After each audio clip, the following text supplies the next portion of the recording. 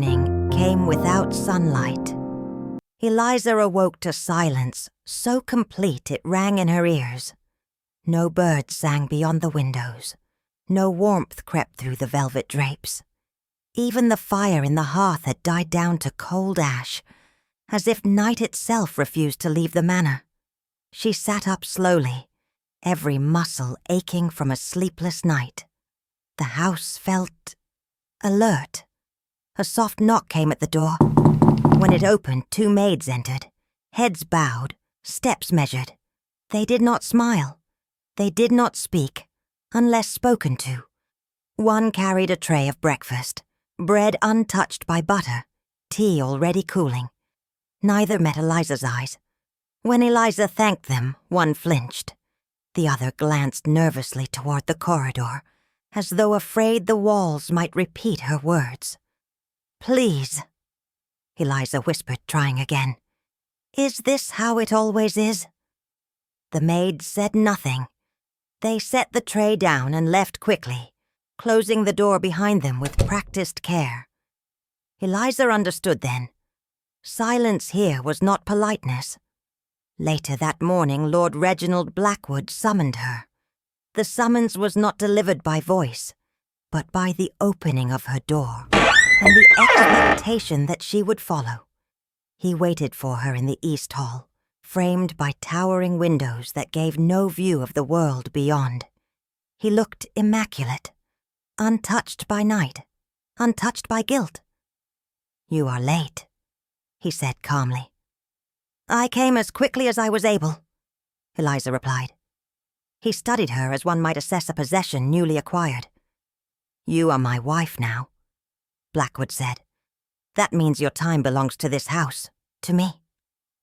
There was no ceremony spoken of, no vows recalled, no tenderness acknowledged, only ownership. He gestured toward the corridor. "You will learn the rules," he continued. "They exist for your protection." Eliza's stomach tightened. The rules were delivered slowly, deliberately.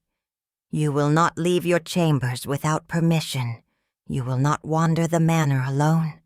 You will not speak to the servants, unless spoken to first. You will not go outside after dusk. You will not ask about the former lady of the house.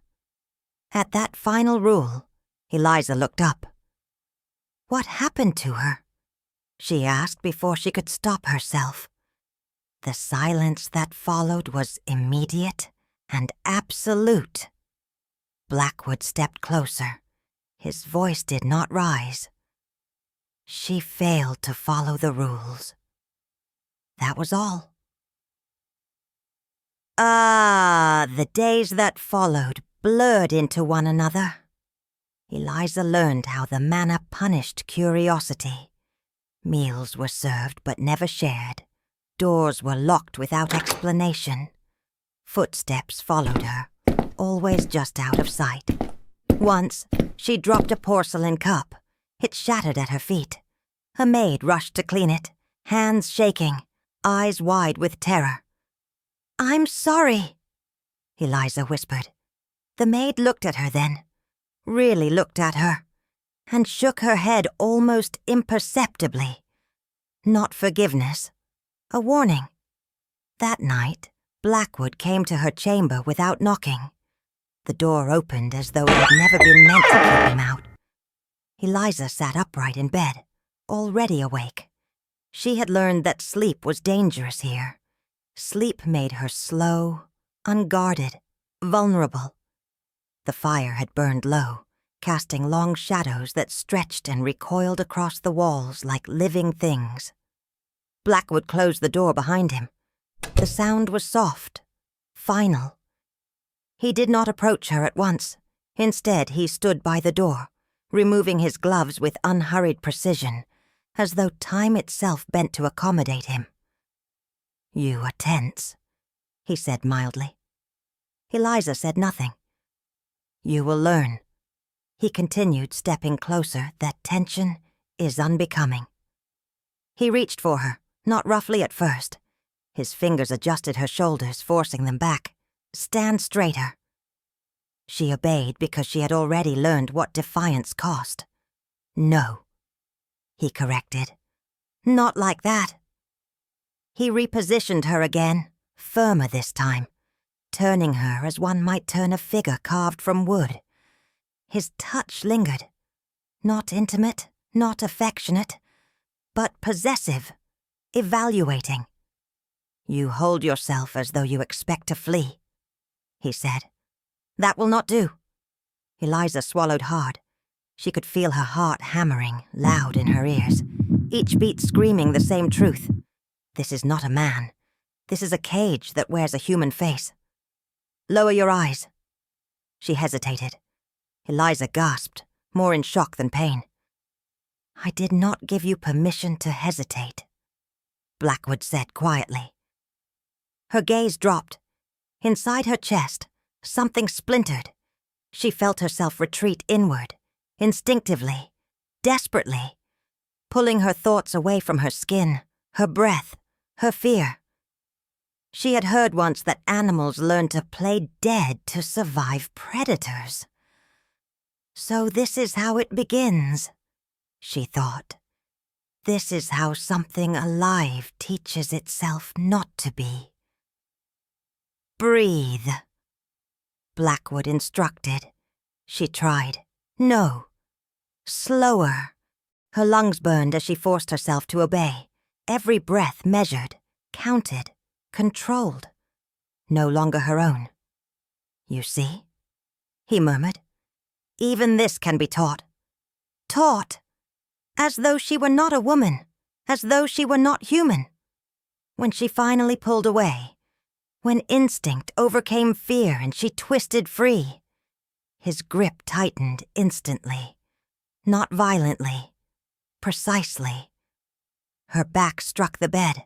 The breath knocked from her lungs. He leaned close enough that she could smell the faint trace of leather and cold air clinging to him. Do not confuse my restraint with mercy, he said softly. You exist here because I allow it. Tears stung her eyes, but she refused to let them fall. Do not give him that, she begged herself. Do not let him see you break. But inside she was already cracking. She felt small, reduced, as though every word, every rule, every touch was shaving pieces from her, paring her down until nothing remained but obedience.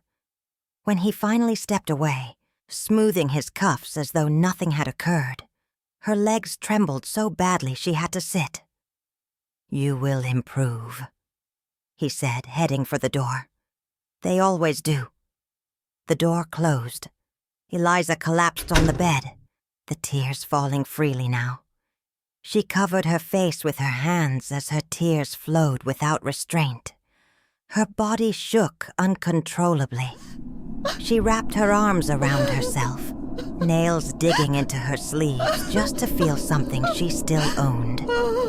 This is not my fault, she told herself again and again, clinging to the thought like a lifeline. I am not weak.